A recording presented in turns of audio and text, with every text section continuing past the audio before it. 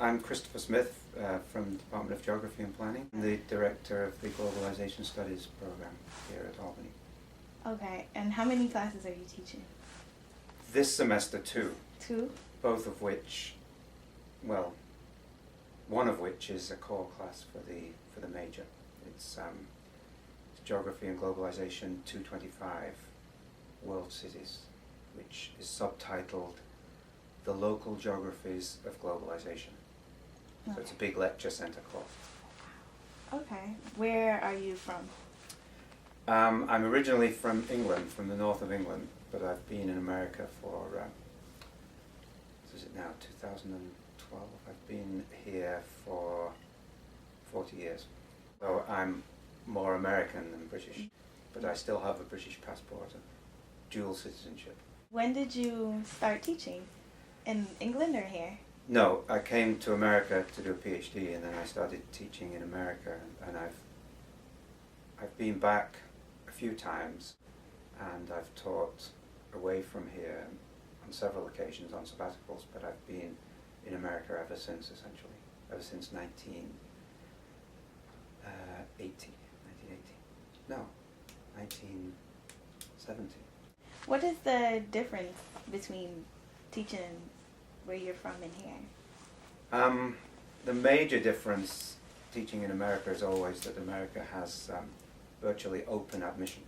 In other words, almost everyone can go to college. So there's a much broader population of students, whereas in Britain, when I was teaching there, it's a very small percentage go to college, so it's much, I think it's safe to say it's a higher level, more exclusive, where America is more inclusive.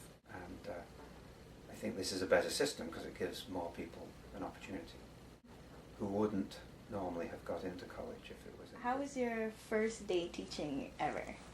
First day teaching ever? Yeah. Let me see. Probably as a graduate student, as a teaching assistant. I was at the University of Michigan. They required us to teach one class, and it was a very large section, and I think I remember I was fairly terrified, but the thing to do was to be very well prepared. Of course, this was a long time ago, so it was before all the audio-visual aids. You basically just gave a lecture. Today, you've got films and music and PowerPoints, all kinds of electronic equipment.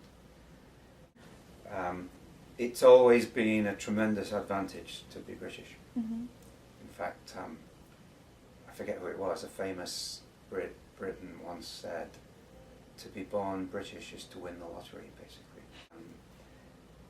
Because, especially in America, Americans love the British. That your accent is probably better than somebody that is maybe from China, because your accent is more, it's like clear, can still understand you. Let me correct you slightly. Yeah. Bearing in mind that the language we're speaking in is English, I don't have an accent. You have an accent. Everybody else has an accent. I do not. So, that's a joke that I tell students. Don't tell me that you can't understand my accent because I'm speaking the language. You are speaking it with an accent. Wherever you are from, Mm-hmm. if you're American, Mm-hmm. you speak it differently.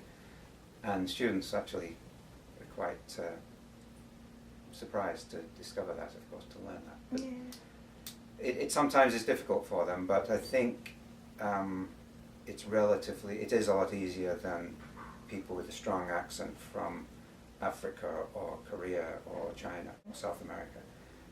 It's considered to be the right accent, as it were. And it makes for an easier time in many cases. Do you get frustrated when students say stuff like they can't understand your accent? No. Oh. No. Sometimes students say I speak too fast, but I can slow that down. So it doesn't happen very often. Often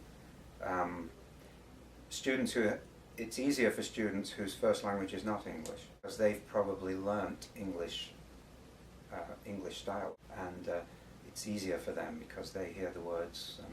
Suggestions do you pronounced. have for professors that students might not be able to understand them, and what suggestions do you have for them? Well, these days with all of the audiovisual age, you can, what I like to do is essentially put up on the screen virtually everything I say, so that it's there in two registers. They can hear me and they can read it, and then it goes on the PowerPoint and it goes on to they can look at it at a later date, so that helps.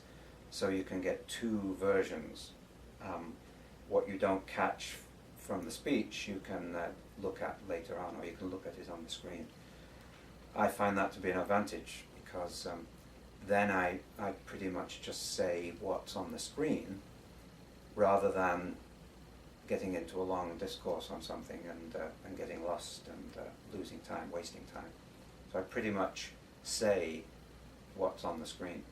So some students say, why bother coming to class? But I think it helps to hear it first time as well. Mm-hmm. And so you can look at the lecture notes for reinforcement later on. That's true. Okay, that's all. Thank you. That's all you have? That's all.